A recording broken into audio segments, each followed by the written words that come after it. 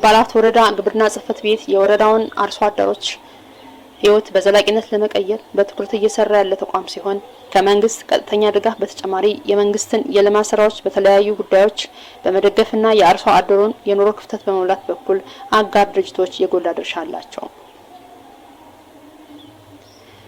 ውድ የዝግጅታችን ተከታታዮች ዛሬ የምናስቃኛችሁ በጉባላፍቶ ወረዳ በልማታዊ ሴፍትኔት የኑሮ ማሻሻያ ፕሮግራም በተከናወኑ ተግባራት የተመዘገቡ ስኬቶችና በ2018 ዓመተ ምህረት የሚመረቁ አርሶ አደሮችን የሚቃኝ ፕሮግራም ይሆናል።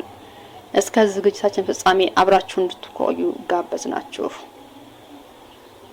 የቤተሰብ የኑሮ ማሻሻያ ፕሮጀክት ሴፍትኔት በወረዳው ሁሉም ቀበሌዎች ከ3000 በላይ ተመራቂዎችን በተለያዩ ዘርፎች በማገዝ እየሰራ ያለ ሲሆን የወረዳ ግብርና ጽሕፈት ቤት ተረጂዎችን በትኩረት በመለየት ድጋፍ በቀጥታ እንዲደርሳቸውና በተሰማሩበት የሙያ መስክ ውጤታማ እንዲሆኑ ክትትል ሲያደርግ ቆይቷል። በዚህም በወረዳው የኑሮ ደረጃቸውን በማሻሻል በ2018 በጀት ዓመት ከ3000 በላይ የቤተሰብ የኑሮ ማሻሻያ ፕሮግራም ተጠቃሚ አርሶ አደሮች ይመረቃሉ። በጉባላፍቶ ወረዳ ግብርና ልማት ጽሕፈት ቤት የምግብ ዋስትና ቡድን መሪ አቶ መሐመድ ይመር በኑሮ ማሻሻያ ፕሮጀክቱ ለተመራቂ አርሶ አደሮች ለእያንዳንዳቸው 33300 ብር የተሰጣቸው እንደሆነ ገልጸው ተጠቃሚዎች በተለያዩ የሥራ ዘርፎች መሰማራታቸውንና ውጤታማነታቸውን የሚከታተል የኑሮ ማሻሻያ ቴክኒካል ኮሚቴ እንዳለም አሳውቀዋል። ከዛ ውስጥ አንዱና ትልቁ የእንስሳት እርባታ እና በግብርና ስር በአትክልትና ፍራፍሬና ሰብል ልማት ላይ አተኩረው የሚሰሩ ስራዎች ናቸው። እነዚህን ስራዎች ከሞላ ጎደል ይህ ቴክኒክ ኮሚቴ ቤት ለቤት ጉብኝት ያደርጋል። እንግዲህ በዋናነት አርሶ አደሩ ይህን ሶስት በግለሰብ በእያንዳንዱ ተጠቃሚ 33300 ብር ተሰጥቷቸዋል። ይሄ ገንዘብ በእርባታ በማድለብ ከግብርና ውጭ በሆነ የገቢ ማስገኛና በሌሎች ዘርፎች ላይ ያተኮሩ ስራዎችን መስራታቸው ቤት ለቤት ክትትልና ድጋፍ ይደረጋል። እነሱን መሰረት ተደርጎ ደግሞ ፕሮጀክቱ ወይም ፕሮግራሙ የቀጠራቸው ኮሚኒቲ ፋሲሊቴተሮች አሉ። በእነሱም አማካኝነት የቅርብ ክትትል እየተደረገ የግብርና ባለሙያዎችን ጭምር የእንስሳት እርባታ ባለሙያዎችን ጭምር ክትትል በማድረግ አብዛኛው አርሶ አደር በተሰጠው ብድር በቂ እንስሳቶችንና በቂ ሀብት በሚባል ደረጃ የገዛበት የተሳተፈበት ነገር ሲሆን አብዛኞቹ ደግሞ እንደው አነሰም አደገም ለምረቃ በተቻለ መጠን የበቁበት አጋጣሚዎች ናቸው። ከዛ ውጪ በተለይ እነዚህ 3988 አርሶ አደሮች ቅድም እንደተባለው በሁለት ዘርፍ የተከፈሉ ቢሆኑ 400ዎቹ አርሶ አደሮች ከ97 ጀምሮ በተለያየ የብድር ስርጭት በተለያየ የብድር አካላት ጋር ብድር በተደጋጋሚ በማግኘት ሀብት የፈጠሩ ስለሆነ መፍጠራቸውን ከቀበሌ ምግብ ዋስትና ግብረ ኃይል ቅሬታ ሰነድ ጀምሮ በተደጋጋሚ ቼክ እየተደረጉ በተሻለ ሀብት ደረጃ አፍርተው ለዚህ ምረቃ የበቁ መሆናቸውን ይሄ ኮሚቴ በየደረጃ የማረጋገጥ ስራ የተሰራበት፣ ለዚህም ደግሞ የቀበሌ ምግብ ዋስትና ግብረ ኃይል በየደረጃው እየገመገመ እየተከታተለ ያመጣበት ደረጃ እንደሆነ ማየት ይቻላል ማለት ነው። ከዛ በተረፈ ሴክተሮች የየራሳቸው ኃላፊነትና ተግባር አላቸው። ተቋማት ተቀናጅተው የሚሰሩባቸው ስራዎች በተለይ በጀቶች ሲመጡ እንደ ስቴሪንግ ኮሚቴ በጀቶችን ይደለድላል፣ ይገመግማል። ያው ከዚህ በፊት የሚደረገው እነዚህ ድንገት ሄደው በየቀጠናዎቹ የማየት የመከታተል ስራ በየሴክተሩ በየራሳቸው ሴክተሮች የሚያደርጉ ስራዎች አሉ። በተለይ በእንስሳት እርባታ ጽሕፈት ቤት በኩል በርካታዎቹን ከጽሕፈት ቤት ኃላፊ ጀምሮ እስከ ቡድን መሪ እስከ ባለሙያ ደረጃ ድረስ እነዚህን አርሶ አደሮች የማየት የመገምገም የማረጋገጥ ስራዎች እየተሰሩ የመጡበት ናቸው። ከዛ ውጪ እነዚህ አርሶ አደሮች በትክክለኛው መንገድ በዚህ ዓመት መመረቃቸውን በተደጋጋሚ ያረጋግጡበት መንገድ ነው ያለው። የክትትልና ግምገማ ስራዎች የባንክ ማናጀሮችን በተደጋጋሚ ብሩ ከመስጠታችን በፊት እና ብሩ የተሰጠ ቢሆን የየባንኮቹ ማናጀሮች ለነዚህ አርሶ አደሮች ከፍተኛ አስተዋጽኦ አበርክተዋል።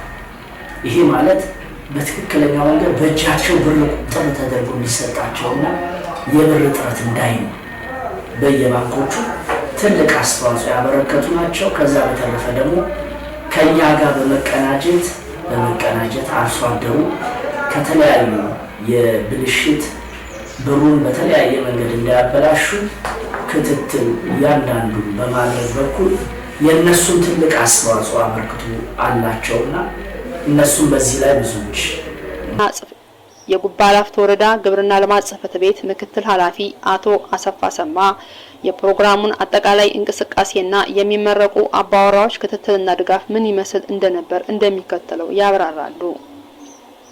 ሴፍቲኔት ፕሮግራም ጋር ተያይዞ ሴፍቲኔት ብዙ አርሶ አደሮቻችን የኑሮ ደረጃቸውን ለማሻሻል የመጣ ፕሮግራም ነው። ከመጣበት ዓመት ጀምሮ እንግዲህ የተለያዩ ስራዎችን ሲሰራ የቆየ ነው። እስከዚህ ሰዓት ድረስ አጠቃላይ በወረዳችን እንግዲህ ያለው የዚህ ፕሮግራም ተጠቃሚ ከ34521 በላይ ነው። ይሄ እንግዲህ ተጠቃሚ በተለያየ ስራ ዘርፍ ራሱን እንዲያሻሽል የምግብ ክፍተቱን እንዲሞላና የተሻለ ደረጃ እንዲደርስ ጥረት የተደረገበት ሁኔታ ነው ያለው። ይህንን ይዘን እንግዲህ በዚህ ፕሮግራም ሴፍቲኔት ከመጣ ጀምሮ የተለያዩ ስራዎችን ሰርቶልና ከመስኖ ካናል ስራ በመስኖ አርሶ አደሩ ራሱን እንዲለወጥ የማድረግ ስራ ተሰርቷል። የኤፍቲሲ ዘመናዊ ኤፍቲሲ ግንባታም ተከናውኗል። ይህም እንግዲህ የኤፍቲሲ ግንባታ ከ14 ሚሊዮን ብር በላይ ወጪ ተደርጎ የተሻለ ግንባታ አርሶ አደሩ በዛ ኤፍቲሲ ላይ ራሱን እንዲያሻሽል ለማድረግ ተሞክሮዎቹ እዛ እንዲሰሩ የማድረግ ስራ የተሰራበት ሁኔታ ነው ያለው። ከዚህ በተጨማሪ እንግዲህ በችግኝ ጣቢያዎች ደግሞ ደንን ከማልማት አኳያ ለችግኝ ጣቢያ የሚያስፈልጉ ግብዓቶችንም በዚሁ ፕሮግራም ማቴሪያሎችን የማቅረብ የመግዛት ዘር እና ሌሎች ግብዓቶችን የማቅረብ ስራ የተሰራበት ሁኔታ ነው ያለው። የትምህርት ሁኔታውንም ለማሻሻል የትምህርት ቤት ግንባታም ተሰርተዋል። የመጠጥ ውሃ ግንባታም የተሰራበት ሁኔታ ነው ያለው።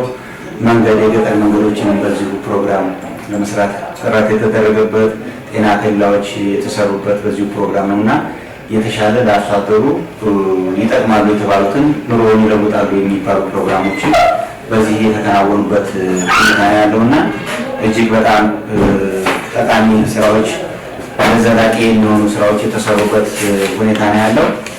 ይህ ብቻ አይደለም። እንግዲህ በዚህ ፕሮግራም ማህበረሰቡ ከኛ አኳያ ቀጥታ ተረጂዎችም አሉት፣ ደግሞ ሰርቶ ለምግብም በፐብሊክ ወርክም ደግሞ የሚጠቀሙ አሉ። ወደ 29440 የሚሆኑት በፐብሊክ ወርክ ተጠቃሚ የሆኑበት ሁኔታ ነው ያለው።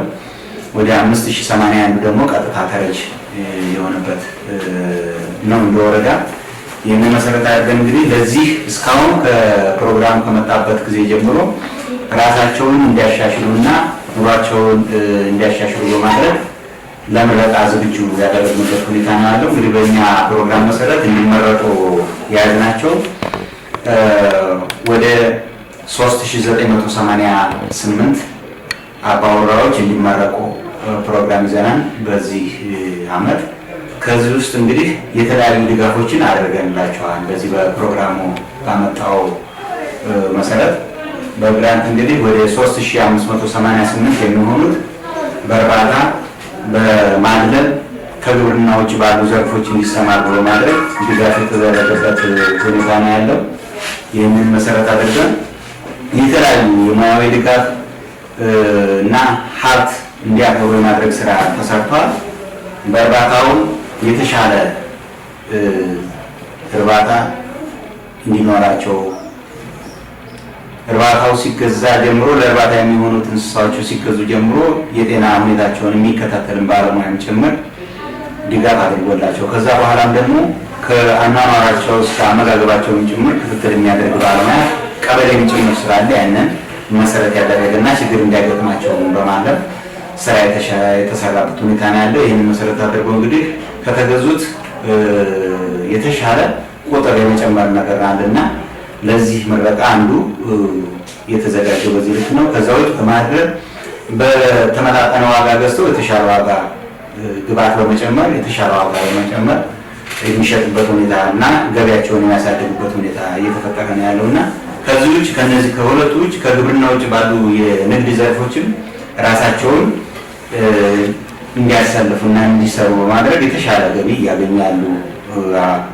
ማህበረሰብ ክፍሎች አሉና ይሄንን መሰረት አድርገን እንግዲህ ለነዚህ ከ19 ሚሊዮን 448400 ብር በላይ ፈሰስ አድርጓል ይሄ ፕሮግራም ማለት ነውና ይሄንን መሰረት አድርጎ የተሻለ ስራ በመሰራቱ ለዚህ አሁን ለታሰበው የምረቃ ፕሮግራም ራሳቸውን ያዘጋጁበት ሁኔታ ነው ያለውና ይሄ ነው። ከዛ ውጭ ከነዚህ ከተባለው ቁጥር በላይ 400 የሚሆኑ ደግሞ በተለያየ ተቋማት ብድር በመውሰድ እና የተለያየ ሙያዊ ድጋፍ በማድረግ የተሻለ ሀብት እንዲፈጥሩ የተደረገበት ሁኔታና ለዚሁ ምረቃ ተጨማሪ ተመራቂ የሚያዝናቸውም አርሶ አደሮች አሉና እነዚህ በዘንድሮ እንግዲህ ይመረቃሉ ብለን የያዝናቸው አርሶ አደሮች ናቸው።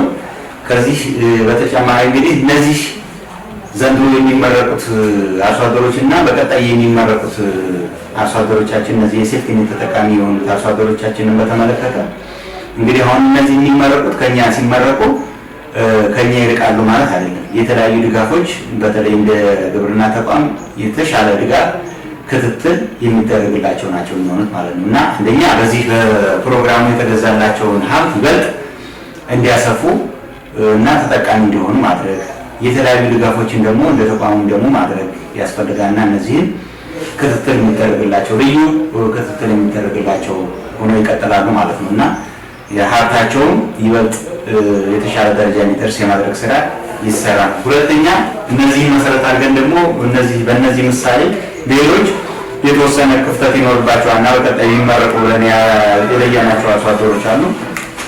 እነዚህ አባወራዎች ደግሞ በቀጣይ ከነዚህ ተምረው የተሻለ ሀብት ፈጥረው በቀጣይ የሚመረቁበት ሁኔታ ልዩ ክትትልና ድጋፍ ይደረግላቸዋል። አንደኛ እነዚህን በዚህ በፊት አሁን ዘንድሮ የምናስመረቃቸውን መሰረት አድርገን በቀጣይ ለሚመረቁት ደግሞ ምን ጎደሎ አላቸው፣ ምን ክፍተት አላቸው እና ምን እንምላላቸው የሚለውን እንደ ሙያም እንደ ተቋሙ የተለያዩ ድጋፎችን በማድረግ ከነዛ ትምህርት ወስደን መስተካከል ያለባቸው ነገሮች ደግሞ ተስተካክሎላቸው የተሻለ ተመራቂ እንደሆኑ ስራ እየተሰራ ያለበትና በቀጣይም አሁን የሚመረቁትን በቀጣይ ደግሞ የምናስመርቃቸውንም ደግሞ ክትትልና ድጋፍ የምናደርግ መሆኑን ነው መግለጽ የምፈልገው።